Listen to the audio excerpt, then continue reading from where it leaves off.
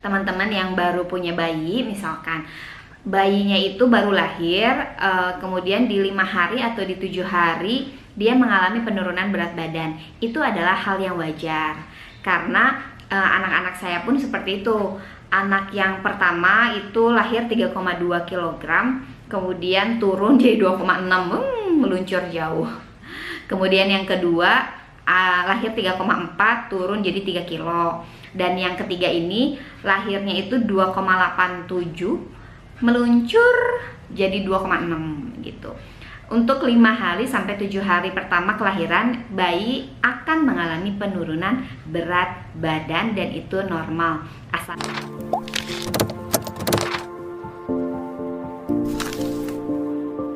Halo, Assalamualaikum warahmatullahi wabarakatuh. Welcome to Cerita NASA Channel.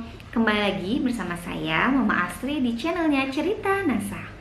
Untuk teman-teman yang baru bergabung dengan channel ini, saya informasikan terlebih dahulu bahwa channel ini menginformasikan tentang perjalanan saya dan juga suami untuk menjadi orang tua. Dari mulai proses kelahirannya anak-anak, yang awalnya anak pertama itu melahirkan secara sesar, kemudian yang kedua dan ketiga alhamdulillah melahirkan secara normal atau disebut juga dengan VBAC. Teman-teman yang penasaran dengan videonya bisa cek di playlistnya Cerita NASA ya teman-teman. Nah, di video kali ini Mama Astri ingin sharing, menginformasikan kepada teman-teman tanda bayi cukup ASI. Mengapa saya ingin sharing tentang informasi ini yang sudah sebelumnya diberitahukan oleh dokter anak saya? Karena supaya bisa saling menemani dengan teman-teman yang baru melahirkan atau yang baru berpengalaman mengurus bayi. Jadi sebenarnya apa saja tandanya kalau bayi itu cukup ASI? Yang pertama adalah bayi itu pipisnya 6 kali dalam 1 hari. Jadi minimal bayi itu kalau misalkan teman-teman cek, kalau nggak pakai pampers ya, diapers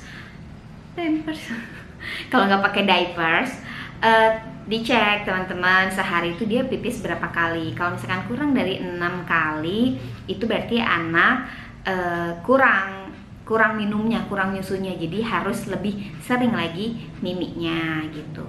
Akan tapi teman-teman jangan khawatir untuk bayi yang baru banget lahir.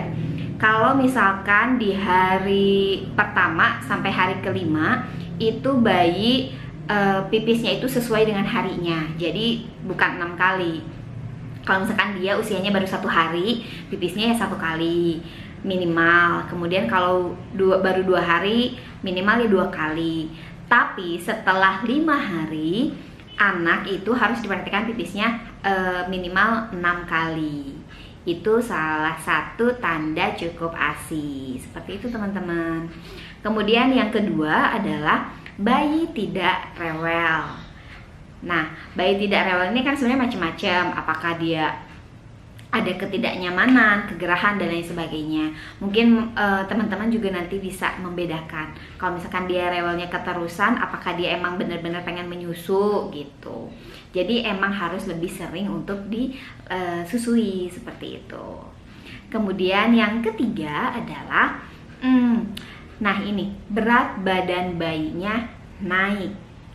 Naiknya sesuai dengan minimal yang diharuskan. Itu dilakukan per bulan, setiap bulan 1 bulan, 2 bulan, 3 bulan dan lain sebagainya.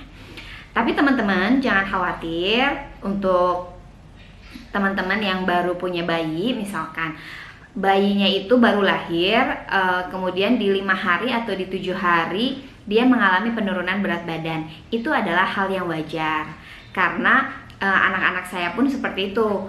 Anak yang pertama itu lahir 3,2 kg, kemudian turun jadi 2,6, meluncur jauh. Kemudian yang kedua lahir 3,4 turun jadi 3 kilo. Dan yang ketiga ini lahirnya itu 2,87 meluncur jadi 2,6 gitu. Untuk 5 hari sampai 7 hari pertama kelahiran, bayi akan mengalami penurunan berat badan dan itu normal, asalkan tidak melebihi 10% dari berat lahir. 10% ya teman-teman. Itu yang dokter anak saya informasikan.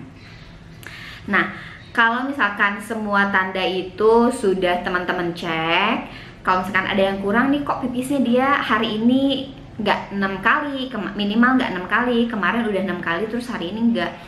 Apa yang harus teman-teman lakukan? Yang pertama adalah cek pelekatan ketika teman-teman menyusui. Jadi pelekatan pun harus tepat, dimana bibir atas dan bibir bawah si bayi itu terbuka. Tidak hanya menyusui di putingnya ibu, tetapi juga di areolanya sampai belibet, di areolanya, seperti itu teman-teman. Kalau misalkan posisinya sudah tepat, itu otomatis nanti lama-kelamaan teman-teman pasti akan menemukan bahwa ASI teman-teman itu sebenarnya cukup, seperti itu.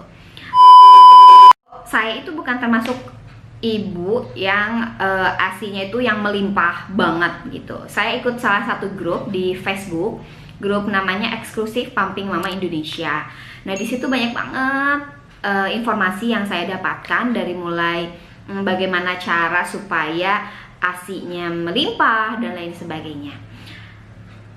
Kadang suka iri gitu ngelihat teman-teman yang ASI-nya itu banyak banget, bisa sampai sekali pumping itu bisa memenuhi 1 botol gitu. Sementara saya itu memang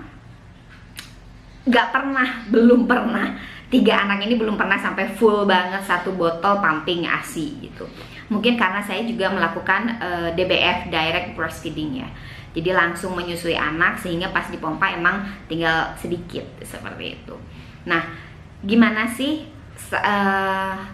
menyiasati supaya ASI kita tetap cukup untuk anak-anak kita?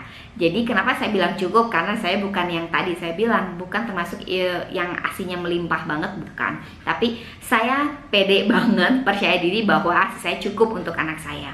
Nah, bagaimana caranya supaya ASI saya tetap cukup untuk anak saya hingga 2 tahun ke depan? Yang pertama adalah makan banyak buah dan sayuran. Kemudian yang kedua, banyak minum air putih, minimal 1 liter. Kalau ibu menyusui bisalah 2 liter. Kemudian yang ketiga, minum booster ASI. Saya minum suplemen untuk menambah ASI, bisa apa aja yang direkomendasikan dokter atau yang ada di pasaran. Terus saya minum teh pelancar ASI. Selain itu, kemarin itu pas awal-awal lahiran, sekarang belum bikin lagi. Awal-awal lahiran saya bikin yang namanya susu kurma. Jadi prosesnya adalah susu putih, kemudian saya campurkan dengan kurma yang sebelumnya sudah dimasukkan ke dalam kulkas, dikasih air sedikit, dimasukkan ke dalam kulkas kurang lebih 8 jam. Wah, kalau saya habis minum itu, setelah itu dicampur antara susu dan kurma, lalu di blender. Nah, setelah saya minum itu, ASInya meluncur banyak, alhamdulillah. Nah, itu 3 tanda kecukupan ASI. Jadi teman-teman yang sedang dalam proses menyusui, selalu bersemangat, selalu mencari hal-hal positif yang bisa membuat teman-teman senang, karena itu bisa menumbuhkan oksitoksin yang ada di dalam tubuh teman-teman, sehingga bisa menghasilkan ASI yang cukup untuk anak-anaknya teman-teman. Seperti itu teman-teman. Selain itu, kalau teman-teman merasa kok nggak kurang keluar dan lain sebagainya ASInya, teman-teman bisa melakukan relaksasi. Informasinya mungkin teman-teman bisa cari sebanyak mungkin di YouTube kah, di Google kah, bagaimana caranya relaksasi. Karena saya sendiri belum pernah melakukan, tapi pernah baca dari teman-teman di Eksklusif Pumping Mama kalau mereka melakukan relaksasi. Seperti itu. Saya harap informasi ini bermanfaat untuk teman-teman semua. Ayo kita bersama-sama memberikan kecukupan nutrisi untuk anak-anak kita. Saya pun masih belajar. Terima kasih ya sudah menonton video ini hingga selesai. Jangan lupa kalau video ini bermanfaat, teman-teman bantu share untuk temannya teman-teman yang juga sedang membutuhkan informasi ini. Jangan lupa subscribe, like, nyalakan tombol notifikasi Cerita Nasa. Assalamualaikum warahmatullahi wabarakatuh. Dah.